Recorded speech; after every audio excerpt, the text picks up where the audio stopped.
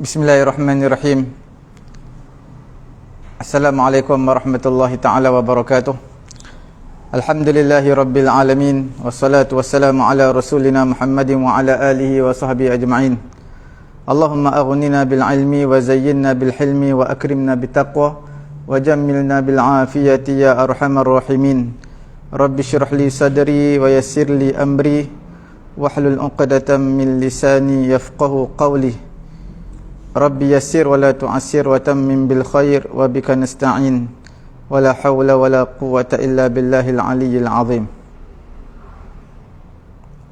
Alhamdulillah, tuan-tuan puan-puan, muslimin muslimat dan juga sidang jemaah yang dirahmati Allah Subhanahu wa taala.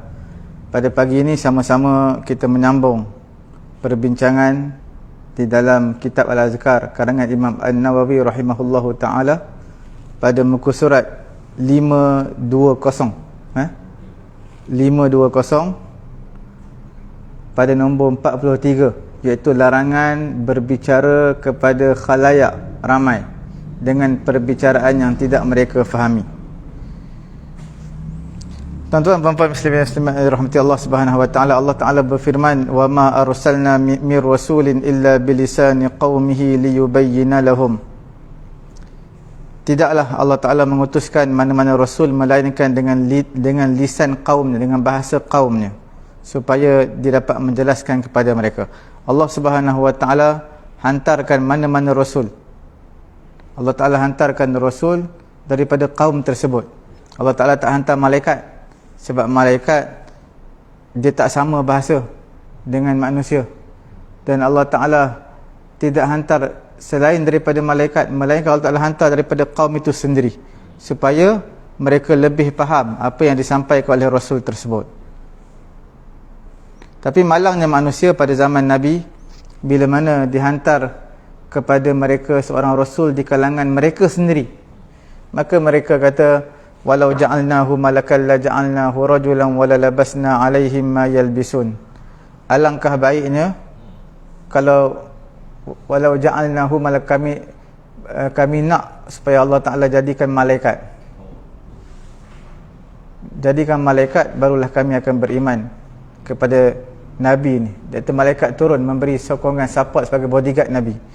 Itu semua adalah perkara-perkara yang di luar daripada logik akal manusia. Diturunkan malaikat untuk menjaga Nabi, untuk jadi saksi tentang kebenaran Nabi.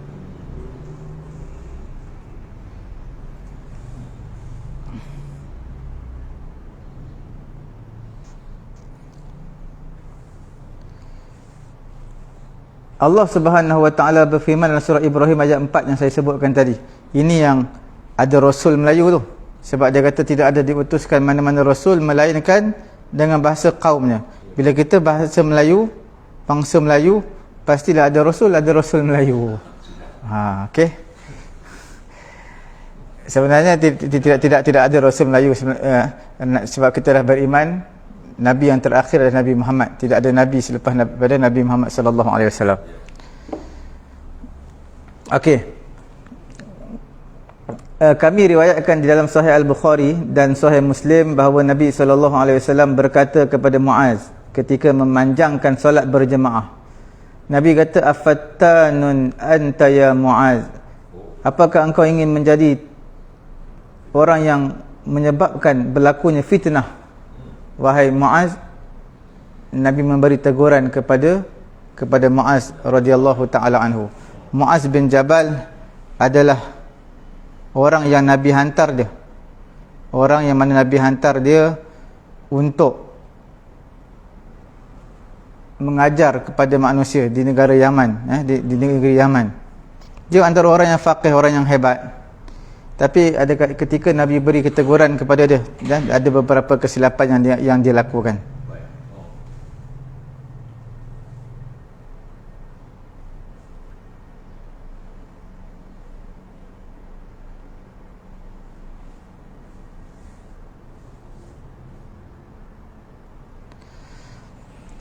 Okey. Jadi di sini berdasarkan hadis yang kita sebutkan ini, apa yang kita boleh faham? dia ada pelbagai versi mengenai dengan Muaz. Daripada riwayat Imam Bukhari, Imam Muslim, diriwayatkan juga oleh Imam Abu Daud, Imam An-Nasa'i, ketika mana Muaz telah memanjangkan solat berjemaah. Ada ulama kata solat ini sebenarnya solat isyak. Solat ini solat isyak seperti mana diriwayatkan oleh Imam Bukhari. Solat tersebut adalah solat isyak. Tapi dalam Abu Awanah, dia menyatakan solat tersebut adalah solat maghrib. Mungkin satu kali berlaku pada solat maghrib, Nabi beri teguran, satu kali mungkin berlaku pada solat isyak. Dan ada yang menyatakan solat ini solat isyak, dia maghrib isyak tu malam sama. Jadi kita letakkan maghrib itu dengan makna isyak. Boleh juga. Muaz bin Jabal radhiyallahu taala anhu, dia membaca pada solat surah Al-Baqarah seperti mana diriwayatkan oleh Imam Bukhari. Panjang surah Baqarah, 2 juzuk setengah, lebih kurang 50 page, 50 muka surat, panjang. Kita baca satu page orang dah bising dah, satu muka surat. Di sisi Imam Ahmad bin Hanbal, riwayat Musnad Imam Ahmad, dia kata Muaz bin Jabal dia baca bukan surah Baqarah tapi baca surah Iqtarabatis Sa'atu wa Insyaqqal Qamar, surah Al-Qamar juzuk 27. Itu pun panjang juga, dalam satu lay semuka lebih kurang, satu lay lebih kurang 3 page. Berlaku perkara ini di Masjid Bani Salamah. Seorang lelaki yang mana dia pulang daripada solat, dia datang solat, tengok baca panjang, dia balik. Dia balik. Dalam riwayat Al-Bazzar, dia kata nama lelaki tersebut Hazam bin Abi Ka'ab. Ada yang menyatakan seperti itulah. Tapi ada banyak lagi riwayat yang lain menyatakan bukan Hazam bin Abi Ka'ab, ada yang kata lain, nama lain. Okey, kita kumpulkan. Sebenarnya ada yang riwayat pertama kata begini, riwayat kedua kata begini. Mungkin ada kata sembahyang isyak, ada kata sembahyang maghrib. Kita kata mungkin berlaku pada solat yang berbeza. Satu kali berlaku pada solat maghrib, satu kali berlaku pada solat isyak. Itu cara kita nak jamak, kita kumpulkan dua riwayat. Riwayat satu kata maghrib, satu kata isyak. Macam mana kita nak tahu benda betul? Kalau boleh kumpul, kita kumpulkan. Mungkin berlaku dalam dua situasi yang berbeza. Kemudian ada keuzuran lelaki jadi sebab apa dia balik, dia tak nak sembahyang sambung berjemaah dengan Muaz bin Jabal kerana panjang sangat. Kerana apa? Ada yang menyatakan perkara yang pertama, ada yang menyatakan lelaki tersebut dia pulang daripada kerja, dia penat. Jadi bila baca panjang sampai maghrib, orang nak maghrib pendek, dia balik kerja petang, jadi nak baca yang pendek. Kalau baca panjang dia penat, dia dah penat kerja, penat sembahyang lagi. Ataupun kerana ulama kata kerana lelaki yang tak nak sembahyang bersama Muaz tadi, dia pulang tak teruskan sembahyang bersama Muaz kerana dia nak siram pokok kurma dia. Dia kena pulang awal untuk siram. Tapi siram pada waktu malam ni, tapi ada yang mengatakan dia nak siram pokok kurma dia. Okey. Ada yang menyatakan kerana dia takut air pada pokok kurma. Mungkin dia dah pasang alat apa untuk air, tapi bila dah panjang sangat takut air penuh sampai ke pokok kurma dia mungkin akan tenggelam. Jadi itu mungkin antara sebabnya lah. Dia terus balik, kita nak teruskan sembahyang bersama dengan Muaz bin Jabal radhiyallahu taala anhu.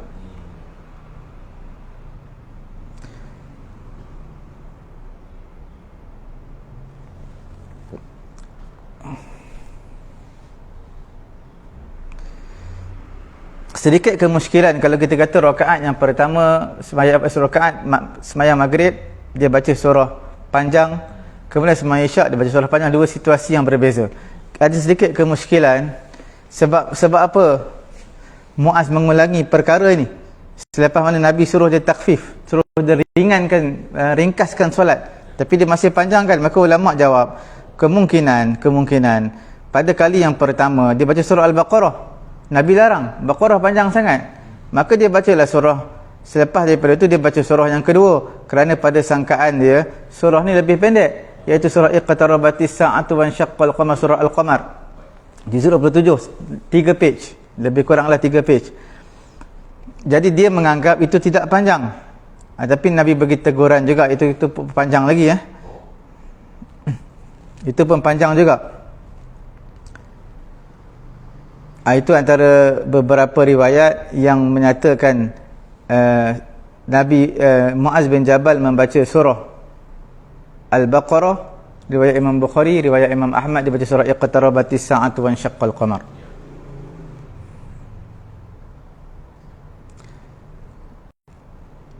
Datang seorang lelaki berjumpa dengan Nabi, dia kata, inni la ta'akhkhar an salati subh min ajli fulanin mimma yutilu bina.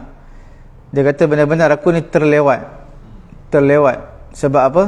Kerana si fulan ni memanjangkan semayang, jadi imam dia baca panjang, aku dah lewat mungkin nak pergi kerja ke apa, dia lewat.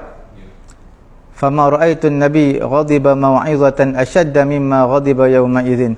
Dia kata aku tak pernah lihat Nabi marah dengan begitu marah dalam memberi nasihat, lebih dahsyat kemarahan Nabi berbanding pada hari itu. Maknanya hari itu yang Nabi tersangat marah sebab menyusahkan jemaah yang lain, makmum. Sebab kita nak bagi orang suka datang sembahyang berjemaah, bukan nak bagi orang tak suka datang sembahyang berjemaah. Sebab itu Nabi menyatakan, afattanun anta ya Muaz. Fattan adalah sirah mubalaghah, maksudnya adalah, maksud fitnah di sini adalah, adakah kamu nak memanjangkan solat menjadi sebab untuk mereka keluar daripada mengikut kamu, daripada putuskan solat daripada dengan kamu, ataupun adakah kamu nak memanjangkan solat afattanun, adakah kamu nak menjadi sebab untuk mereka benci kepada kamu. Ini antara teguran Nabi SAW bila Nabi semayang. Nabi nak baca panjang ni, Nabi dengar tangisan kanak-kanak, terus Nabi pendekkan. Daripada nak baca panjang, terus baca 3 ayat je, pendek je. Sebab Nabi meraihkan jemaah lah. Dalam sembahyang ni kita perlu lihat kepada audien, kepada siapa yang dengar bacaan kita ni, siapa nak sembahyang bersama kita. Kalau semua veteran, maka kita raihkan lah. Kalau orang muda, dengan cara orang muda, orang tua dengan cara orang tua. Sebab meraihkan jemaah satu perkara yang penting dalam terutama kehidupan bermasyarakat ini.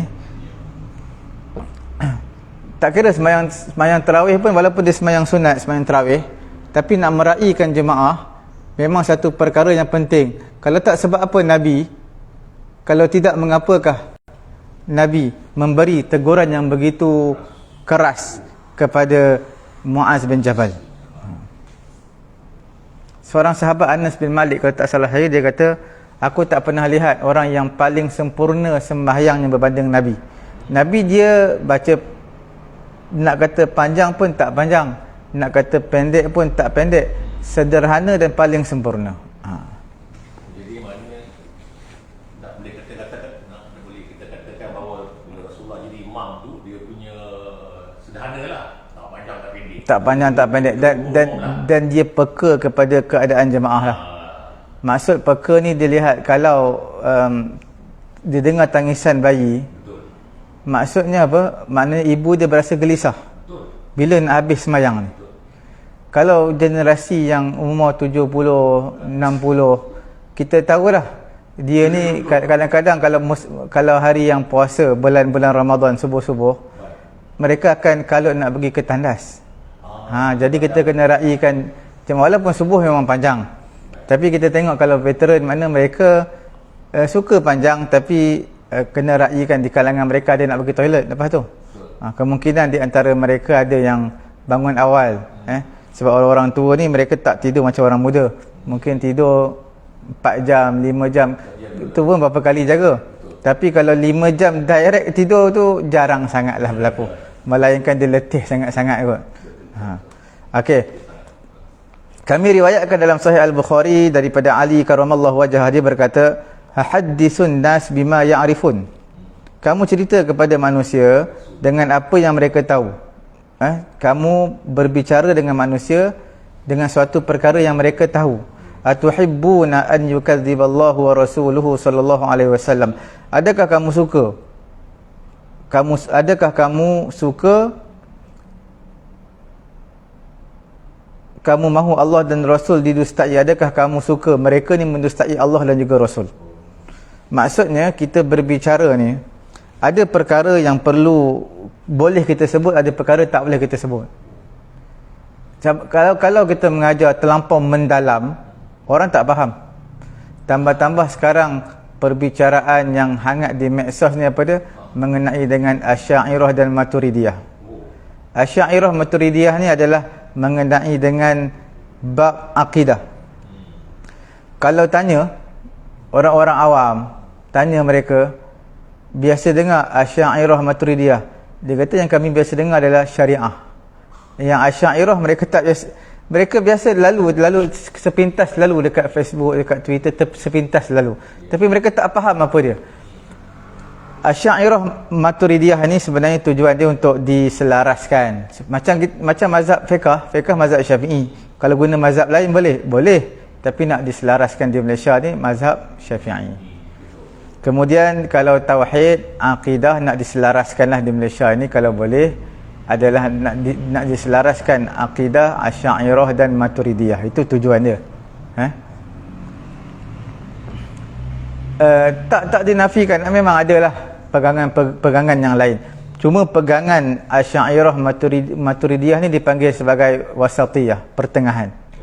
Dia taklah ghulu, taklah melampau.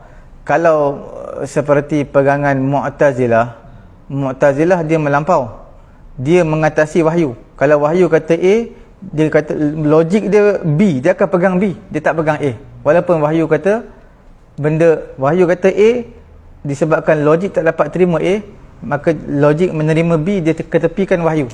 Itu dipanggil Mu'tazilah. Kita tak sampai tahap gitu. Pegangan Maturidiyah dan juga Asy'ariyah, mereka berpegang wahyu nombor satu.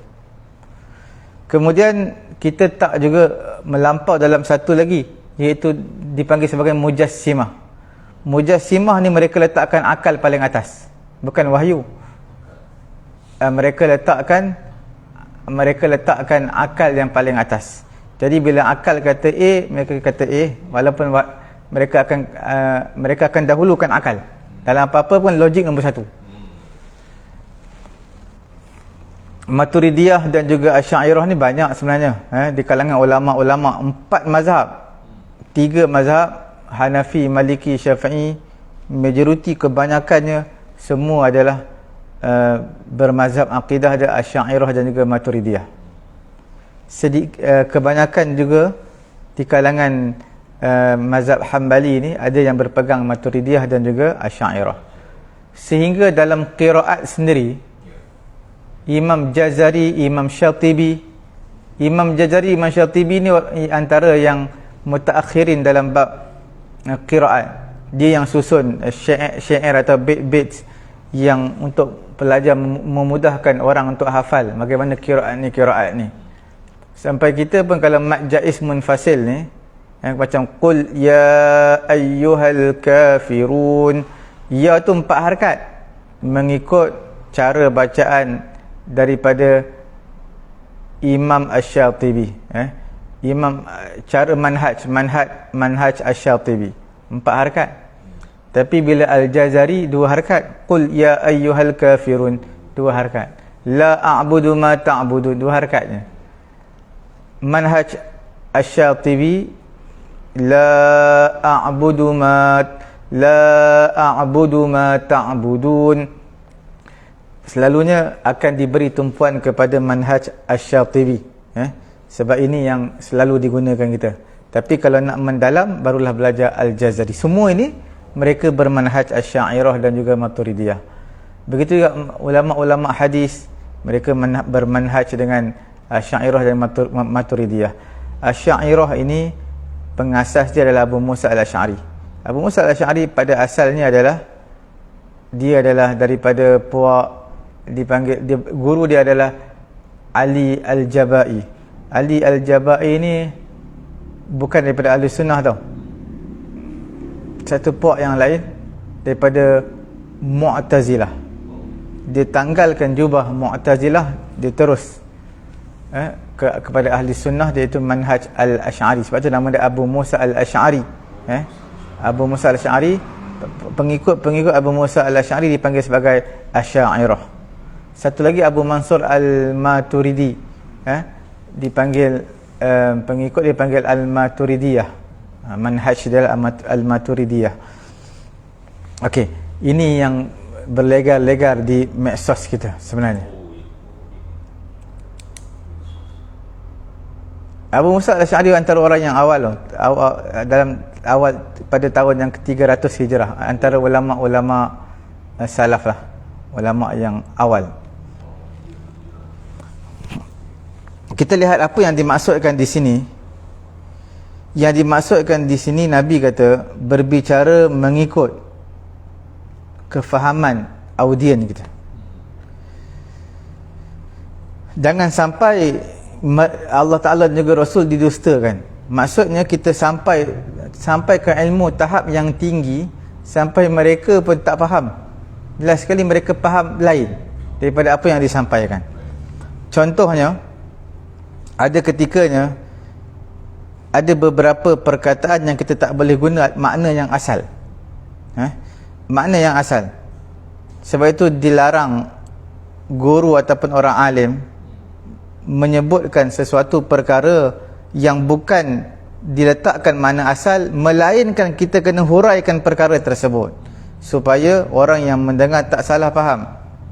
Contohnya seperti dalam Quran, wa yabqa wajhu rabbika dzul jalali wal ikram.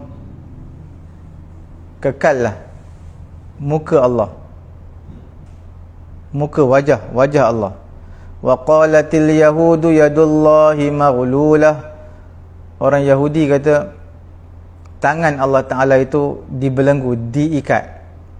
Jadi bila kita sebut wajah Allah, tangan Allah, bukan perlu dihuraikan kepada audien yang mendengar. Maksudnya apa yang mereka faham bila wajah dan juga tangan, anggota macam kita lah, anggota. Tapi itu bukan maksud dia. Bukan maksud Allah Ta'ala. Allah Ta'ala bersifat, Allah Ta'ala tidak bersifat dengan sifat-sifat yang baharu. Ada tangan seperti kita, ada muka seperti kita, tidak. Bila disebut tangan dan juga wajah Allah, maksudnya tidak seperti kita, bukan seperti kita. Ataupun maksudnya bukan maksud zahir. Maksud zahir bukan dikehendaki, tetapi maksud di sini adalah kekuasaan. Tangan Allah bermaksud kekuasaan Allah. Dia ada makna yang kedua. Kalau wajah, tangan, kuasaan. Wajah tu makna zat Allah. Kekal zat Allah, dia tak akan binasa. Itu makna wajah. Bukan wajah muka. Macam kita lah. Aku tak nampak batang hidung kamu pun hari ni. Bukan makna hidung dia, makna diri dia. Diri. Wajah zat Allah. Maknanya wajah baqa wajhu rabbika dzil jalali wal ikram, iaitu kekal zat Tuhan kamu. Kekal zat Allah. Kekal zat Allah lah kan. Makna kekal, Quran sebut kullu man 'alaiha fan. Setiap yang ada dekat dunia pasti akan binasa. Betul. Wa yabqa wajhu rabbika dzul jalali wal ikram. Allah Ta'ala yang kekal.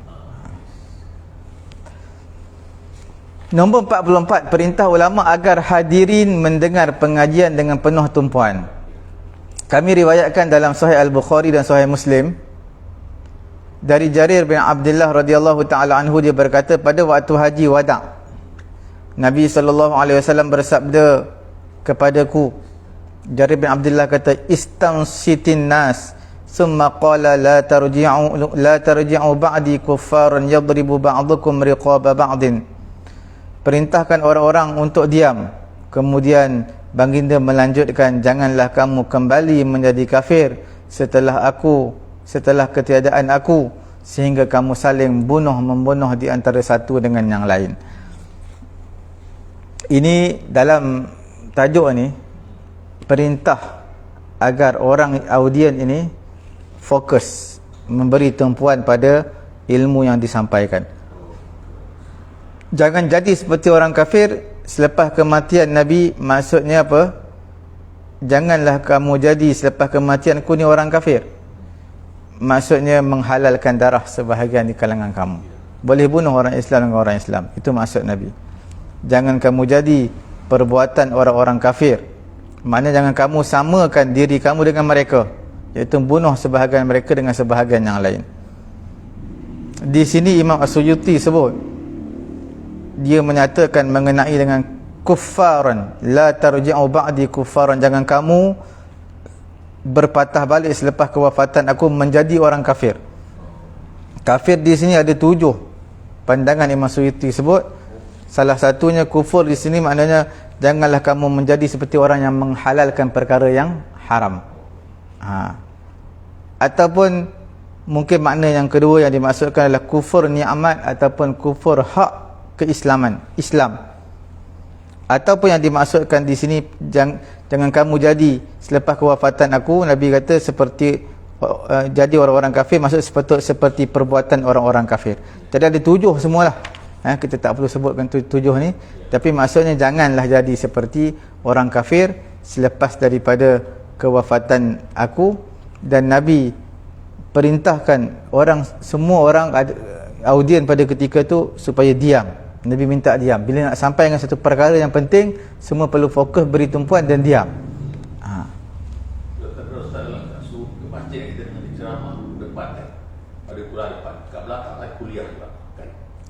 Tapi sepatutnya diberi teguran lah bila mana sedang kuliah tiba-tiba ada orang bising, sehingga mengganggu. Kita kena beri teguran, terutama kita nak sampai ke benda yang penting, kita minta ada orang dengar.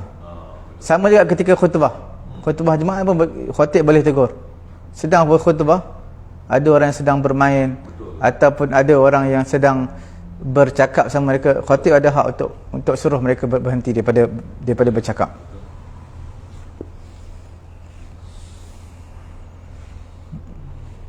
Penjelasan seseorang yang menjadi ikutan ketika khawatir dianggap melakukan sesuatu yang disangka tidak benar.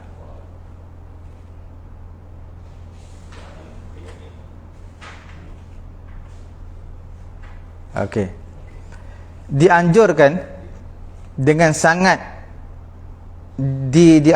sangat kepada ulama, ustaz, hakim, mufti, guru, pengajar dan lain yang menjadi ikutan masyarakat untuk menjauhi segala perbuatan dan ucapan yang sekilas terlihat menyalahi kebenaran umum yang berlaku. Mana bila mana orang sebut mufti, ustaz, hakim mahkamah syariah contoh, jadi mestilah menjadi ikutan. Orang respect lah, mana orang beri penghormatan. Dan setiap perbuatan dia tu sebenarnya akan dipandang oleh masyarakat.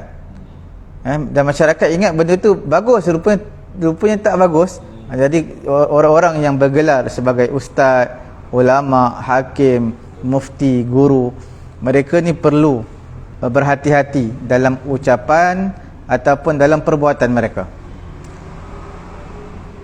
Walaupun sebenarnya apa yang dilakukan atau diucapkannya adalah benar, walaupun sebenarnya perbuatan tu betul, percakapan tu betul, tapi kena berhati-hati, takut orang salah faham. Sebab hal itu dapat menyebabkan beberapa kerosakan.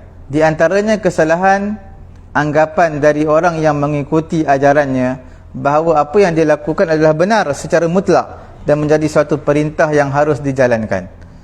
Mana dia buat satu perkara tersebut orang ingat ke boleh dijadikan sunnah, dijadikan ikutan sebab Nabi buat, padahal bukan dia nak suruh orang lain ikut, untuk diri dia buat. Tapi dia kena berhati-hati sebab ada mata-mata manusia, masyarakat yang sedang memandang dia. Sekarang rakam je, betul. Berita yang harus. Kerosakan yang lain adalah masyarakat akan menganggapnya buruk dan menjadi bahan umpatan. Kerosakan yang lain adalah masyarakat pasti berburuk sangka kepadanya sehingga mereka menghindarinya dan mempengaruhi orang lain supaya tidak mencari ilmu daripadanya. Beri perkara, contoh dia buat perkara yang bagus, contohnya mencegah kemaksiatan, tapi last kali orang ambil gambar kata dia pergi ke kelab malam, padahal dia kerja bahagian penguatkuasaan contohnya. Tapi bila mana diambil gambar video, ingat ke dia yang pergi kelab malam. Jadi ada beberapa perkara yang kita perlu halusi. Ini nak mengajar juga kepada orang yang mendengar dan juga orang yang nak menyampaikan. Apa maksudnya orang yang mendengar dan orang yang menyampaikan? Bermaksud bila kita buat sesuatu yang mana kita menjadi ikutan orang, menjadi masyarakat memberi penghormatan kepada kita, berhati-hati atas tingkah laku, perkataan dan perbuatan. Kerana orang-orang sekeliling mungkin mereka akan mengambil gambar video dan mereka akan sebarkan, walaupun perkara yang kita buat tu bagus, baik, tapi persepsi mereka tak tahu. Mereka hanya tengok gambar, hanya tengok video, terus mereka bersangka buruk dan membuat keputusan yang tidak baik. Selain itu, riwayat dan persaksiannya pun tidak lagi dijadikan sebagai dasar dalam syariat. Fatwa-fatwanya kembali mentah, kecenderungan hati masyarakat kepada ilmu-ilmu yang diajar menjadi hilang. Semua itu merupakan kerosakan yang sangat jelas, sehingga dianjurkan untuk menghindari berbagai perbuatan dan perkataan sebegitu, meskipun hanya sebahagian. Lalu bagaimana jika semuanya? Perkara-perkara yang mana keburukan yang sedikit pun jangan buat, tambah-tambah keburukan yang banyak, dan benda-benda yang boleh mendatangkan sangkaan buruk jauhkan. Apabila seorang ikutan memang perlu melakukan suatu hal dan memang benar, maka sepatutnya dia tidak memperlihatkannya. Contoh, dia dah tahu benda ni boleh, cuma jangan, bila masyarakat semua tak tahu perkara ni, kalau boleh jangan perlihatkan kelakuan dia tu, walaupun betul, jangan perlihatkan kepada umum supaya orang tak sangka buruk.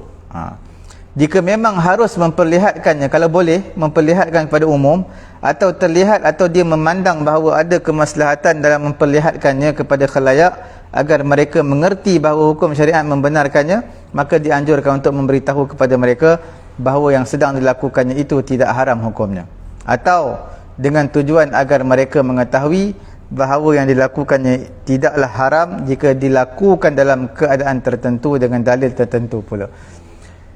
Ada benda yang kita boleh buat, dan ada benda yang kita boleh sembunyikan, dan ada benda yang tak dapat tidak kita mesti bagi tahu kepada umum supaya manusia tahu. Dan ada ketikanya boleh buat dalam situasi tertentu, sebab dia ada dalil dan hujah yang tertentu, boleh buat dalam situasi tertentu, maka dia boleh bagi tahu.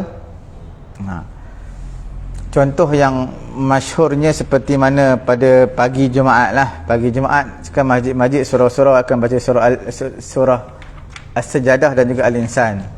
Kalau tak buat satu masjid, riuh satu masjid itu seolah-olah semayang tak sah. Pada ketika ni makmum imam perlu bijak lah. Maknanya mungkin sebulan sekali bacalah surah lain. Cuma kalau berterusan begitu, jangan dibiarkan makmum mencela, kata bising satu masjid satu surau. Kita bagi tahu perkara ini hanyalah sunat, bukan sekadar buat, tapi bagi tahu kepada umum supaya mereka tahu yang sunnahnya Nabi buat seperti ini, surah Sajadah dan juga Insan. Tapi nak ditinggalkan sekali-sekala tak ada masalah, sebab dia bukan wajib. Kena bagi tahu kepada jemaah supaya mereka tahu. Ada benda yang tak boleh zahirkan, tetapi dia melihat, seumpama contohnya orang alim, orang yang berilmu melihat ada kemaslahatan untuk mereka zahirkannya, maka pada ketika itu mereka perlu zahirkan supaya manusia tahu hukum hakam yang berkaitan dengannya. Sebab contoh, kebanyakan manusia tak tahu hukum ni. Jadi bila mana dia zahirkan dan dia bagi tahu dalil dan hujah, maka baru manusia tahu. Seolah-olah dia buat, kemudian baru dia bagi tahu kepada jemaah tentang hukumnya seperti ini. Contohnya seperti mana Nabi menjelaskan tentang suatu hukum, dia nak bagi tahu kepada manusia, tawaf ni bukan sekadar berjalan, menaiki tunggangan pun boleh. Nabi pun menaiki tunggangan. Apa tujuan Nabi menaiki tunggangan? Tunggangan unta ataupun kuda pada zaman Nabi lah. Sebab apa? Nak menatakan benda itu harus. Kalau Nabi tak buat, mereka kata tawaf sa'i ni hendaklah kena berjalan je.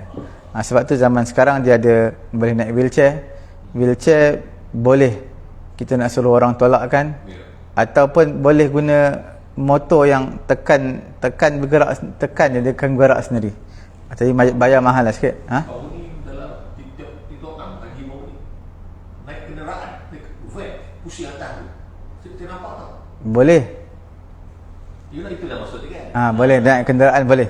Naik van, naik bukan ledas pula, bukan wheelchair dah. Van, pusing atas tu. Oh, selesa lah tu. Ya. Itu bayar mahal tu. Menaiki kenderaan semua boleh, tak jadi masalah. Tujuan Nabi buat untuk apa? Bukan Nabi malas nak jalan, tak. Nabi nak menyatakan hukumnya harus. Ya, betul. Boleh buat lah. Ya. Dan nak menyatakan tidak makruh. Tidak makruh. Dan terutamanya nak bagi tahu juga, lebih-lebih lagi bukan haram. Kalau makruh pun tak, lagi haram jauh sekali.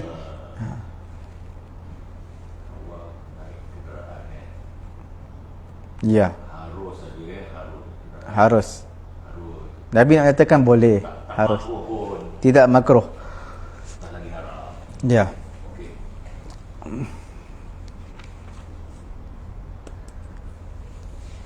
Yang terakhir,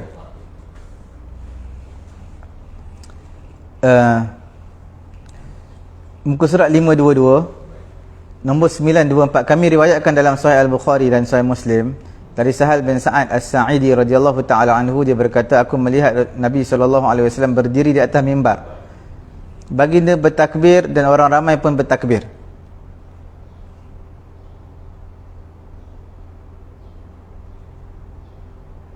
Orang ramai pun bertakbir di belakang Nabi.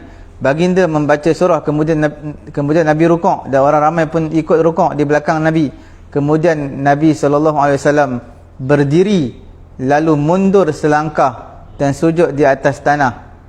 Mundur ke belakang selangkah, sujud di atas tanah, lalu baginda kembali ke mimbar. Nabi kembali balik ke mimbar dan demikian sampai solat baginda selesai. Kemudian baginda menghadap ke arah mereka dan bersabda, ayyuhan nas, wahai manusia, innama sana'tu hadza lita'tammu bi wa lita'allamu salati. Wahai sekalian manusia, aku lakukan ini agar kamu mengikutiku dan agar kamu agar kamu tahu, kamu dapat belajar daripada solat aku. Hadis-hadis yang menjelaskan tentang bab ini cukup banyak, di antaranya hadis Sofiyah, hadis Sofiyah isteri Nabi. Dalam Sahih Al-Bukhari disebutkan bahawa Ali karamallahu wajhah minum dengan berdiri dan mengatakan, aku melihat Nabi SAW melakukannya seperti mana yang kamu lihat aku melakukannya. Hadis-hadis dan asar yang semakna dengan asar ini dalam kitab As-Sahih cukup masyhur. Okey. Dalam hadis ni, riwayat Imam Bukhari, Imam Muslim ni, daripada Sahal As-Sa'idi. Sa'ad As-Sa'idi dia bagi tahu, aku lihat Nabi qama 'alal mimbar. Nabi berdiri di atas mimbar, kemudian Nabi bertakbir. Nabi sembahyang atas mimbar. Nabi takbir Allahu akbar. Manusia pun Allahu akbar ikut Nabi. Kemudian Nabi rukuk, manusia pun rukuk. Kemudian Nabi sami Allahu liman hamidah bangun, manusia pun sami Allahu liman hamidah bangun. Kemudian Nabi undur satu langkah ke belakang. Nabi sujud di atas tanah. Nabi undur ke belakang. Kemudian Nabi kembali balik di atas mimbar sehingga selesai daripada solat Nabi. Nabi naik atas mimbar, turun, kemudian naik balik. Selepas selesai sembahyang, Nabi kata, ya ayyuhan nas, wahai manusia, innama sana'tu hadza, aku buat semua ini lita'tammu bi, supaya kamu ikut aku dan kamu belajar daripada solat aku. Dalam hadis ni Nabi berdiri di atas mimbar. Ulama kata apa? Mimbar ni maksud benda yang ditinggikan lah. Macam mimbar jemaat, kita tak panggil baca khutbah di atas mimbar, kita tak panggil mimbar kalau berdiri sama dengan jemaah makmum. Mimbar maknanya tinggi sikit. Mimbar dibuat pada zaman Nabi ada tiga tangga lah. Tangga yang sederhana kecil. Mimbar tu dia, maknanya mimbar tu dulu 3 tangga kan. Lepas tu dia tempat nak berdiri tu luas lah. Boleh Nabi boleh bersemayam atas mimbar tu ke maksudnya lah dalam hadis ni? Dalam hadis ni Nabi bersemayam atas mimbar, kemudian Nabi turun. Ya. Nabi turun. Kita di sini tak semayang atas mimbar kita kan? Tak. Imam turun. Itu tu. Imam turun. Dalam hadis ni, dalam Imam Muslim dalam riwayat dia, wa salatuhu hadhihi, solat Nabi selepas khutbah Nabi. Solat Nabi selepas khutbah Nabi khutbah, lepas tu solat. Okey. Dalam Tuhfatul Qari, syarah kepada Sahih Bukhari, syarah kepada Sahih Bukhari, imam dalam solat, al-imam fi solah ala mimbar, imam di dalam solat berada di atas mimbar. Tujuan dia adalah liyuriyahum a'mal solat, untuk memperlihatkan kepada mereka amalan-amalan solat. Sebab apa Nabi semayang atas mimbar? Kita tak semayang atas mimbar sebab Nabi nak bagi tahu dekat jemaah semua, lihat aku macam mana aku semayang. Macam mana aku rukuk, macam mana aku yang i'tidal, kamu dapat lihat aku sebab aku duduk tempat tinggi. Tapi kita memang tak perlu tempat tinggi dah. Sebab kita bacalah hadis macam mana Nabi semayang, belajarlah macam mana Nabi solat. Tak perlulah kita tengok imam buat. Kadang-kadang imam pun tak sempurna semayang dia. Okey. Dalam hadis ini, dalam hadis yang kita bacakan ni, dia hukumnya harus apa? Imam sembahyang di tempat yang tinggi berbanding tempat makmum. Makmum rendah, imam tinggi. Harus, tak jadi masalah. Dan dikiaskan sebaliknya. Sebaliknya maksudnya makmum tinggi, imam rendah. Boleh juga, tak jadi masalah. Sama ada imam tinggi, tempat tinggi, makmum rendah, ataupun makmum tempat tinggi, imam tempat rendah, boleh, tak ada masalah. Hukumnya harus. Duduk keadaan harus. Tapi kena ingat, sekiranya apa tujuan untuk ditinggikan imam? Diletakkan imam semayang tempat tinggi, apa tujuan dia? Kalau tak ada apa-apa tujuan, tak ada keperluan, hukumnya makruh. Semayang sah, tapi makruh. Itu pendapat yang sahih dalam mazhab Syafi'i kita lah. Tapi kalau kerana keperluan hajat, contohnya orang baru masuk Islam, kita nak ajar budak-budak sekolah ke, kita jadi guru, kita jadi imam, kita semayang tempat tinggi sikit bagi semua nampak, itu harus. Itu tidak makruh. Sebab kita nak mengajar mereka perbuatan cara nak melaksanakan solat, bahkan disunatkan berdasarkan hadis ni. Makmum pun sama. Ada ketikanya dia perlu untuk berada tempat tinggi. Contohnya kita semayang, imam semua berada di bawah, dan ada makmum yang di belakang masjid, yang di belakang dinding sana, mereka tak boleh nampak imam, tak dengar apa suara imam. Jadi macam mana nak tahu? Ada beberapa makmum yang solat di bahagian atas, tinggi daripada jemaah lain. Jadi orang yang jauh macam mana pun dia akan nampak, oh, dia tak ikut imam. Dia memanglah ikut imam, tapi dia tak tahu imam baca, tak boleh dengar suara imam, tak ada mikrofon. Jadi tengok orang yang duduk berada di kawasan tinggi tu, dia ikut tu, maka itu tidak makruh. Nabi undur ke belakang satu langkah. Nabi undur ke belakang. Ini menunjukkan Nabi turun selepas mana sempurna i'tidal. Selepas daripada sempurna i'tidal, sami Allahu liman hamidah, kemudian Nabi akan undur. Ila wal muradu annahu nazala ba'da ikmalil i'tidal. Maksudnya Nabi undur ke belakang, maksudnya selepas sempurna i'tidal. Nabi buat semua ni, tapi tetap menghadap ke arah kiblat, sama. Hadap kiblat, dada tetap ada ke arah kiblat. Tangga zaman Nabi ada 3 tangga ya. Nabi SAW fisaniyah, berada pada tangga yang kedua. Nabi berada pada tangga yang kedua. Fanazala minha ilal ard, kemudian Nabi turun daripada tangga kedua, turun ke bumi, turun ke tanah. 2 langkah sahaja. Maka hukumnya harus perbuatan sedikit. Nabi semayang di tangga kedua. Tangga tu mungkin muat untuk semayang, jadi Nabi berada di atas juga, cuma atas tangga, tangga yang kedua. Jadi Nabi bergerak untuk turun sujud, 1 langkah berada tangga pertama, Satu langkah lagi pergerakan kedua baru Nabi turun. Kemudian Nabi sujud. 2 langkah tidak membatalkan sembahyang. Dalam mazhab Syafi'i kita 2 langkah. Sebab dia bukan perbuatan yang banyak.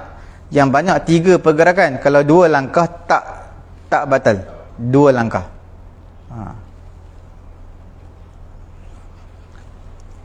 Tetapi yang aulanya adalah tinggalkan perkara-perkara bergerak ni. Macam Nabi nak buat ni, macam kita bagi tu tadi, tujuan Nabi buat sekejap berada di atas mimbar, turun pula, kemudian naik balik.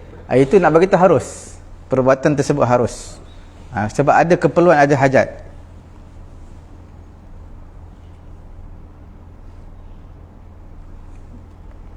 Kalau pergerakan yang banyak memang tak boleh, terutama berturut-turut, batal semayang. Dia turun macam berjalan kaki, dia turun pada mimbar, banyak kali bergerak macam orang ataupun melompat, maka batal semayang dia.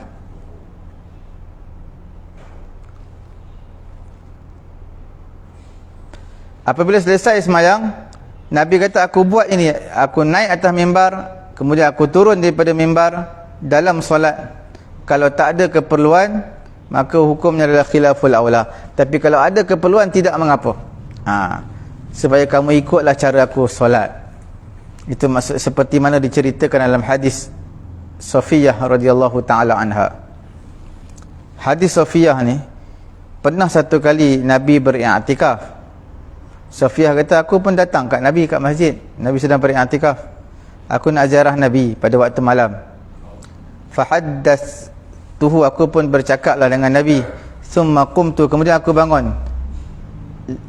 Li'anqalib faqama ma'i. Kemudian aku bangun, maka Nabi pun bangun bersama dengan aku. Bersama dengan aku, Nabi bangun bersama dengan aku. Wa kana maskanuha fi dari Usamah bin Zaid, dan tempat tinggal di rumah Usamah bin Zaid. Maka dua orang lelaki berjalan di kalangan orang Ansar. Mereka berdua lihat Nabi. Cepat-cepat mereka sembunyikan, cepat-cepat mereka nak mengelak pergi ke jalan lain. Kemudian Nabi kata, ala rislikuma, tunggu dulu. Nabi kata, innaha Safiyah binti Huyai. Nabi kata, ini adalah isteri aku ni, Safiyah binti Huyai.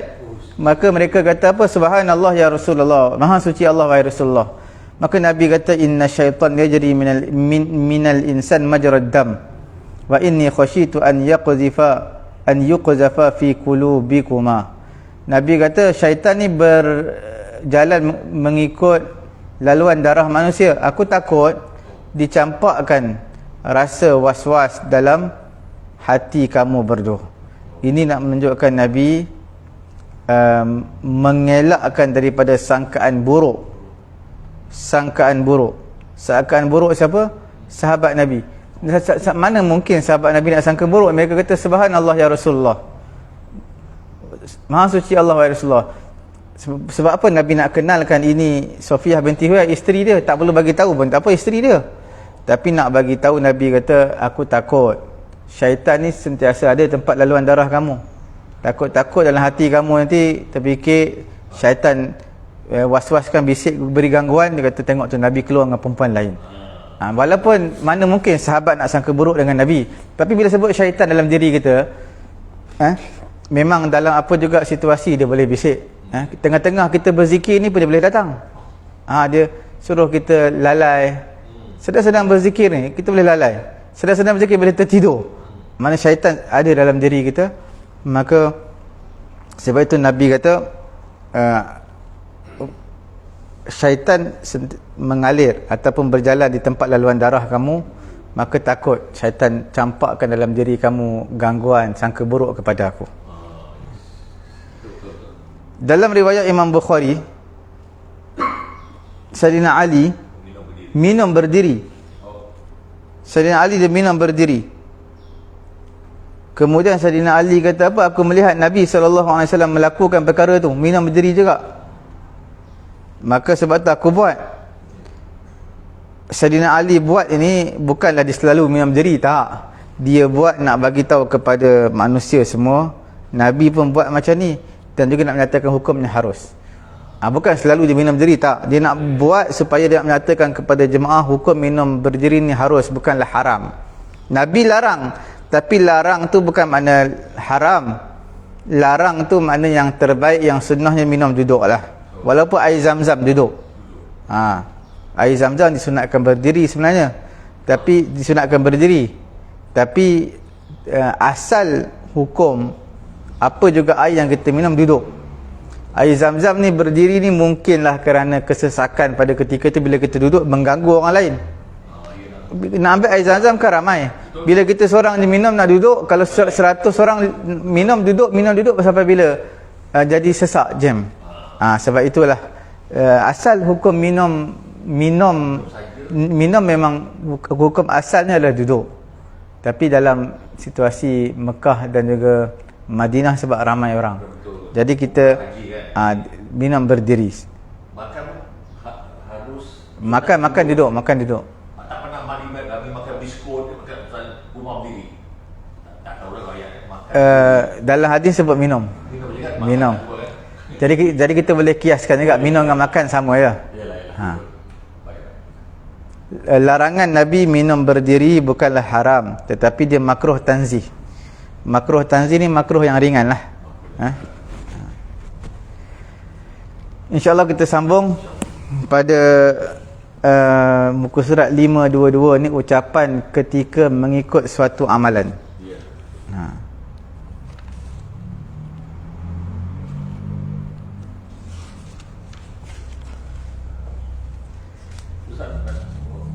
Apa dia tu? Tutup dulu. Okey, kita tutup majlis dengan tasbih kafarah dan juga suratul Asr. Subhanallahumma wa bihamdihi, subhanakallahumma wa bihamdika, asyhadu an la ilaha illa anta, astaghfiruka wa atubu ilaik. Waalaikumsalam warahmatullahi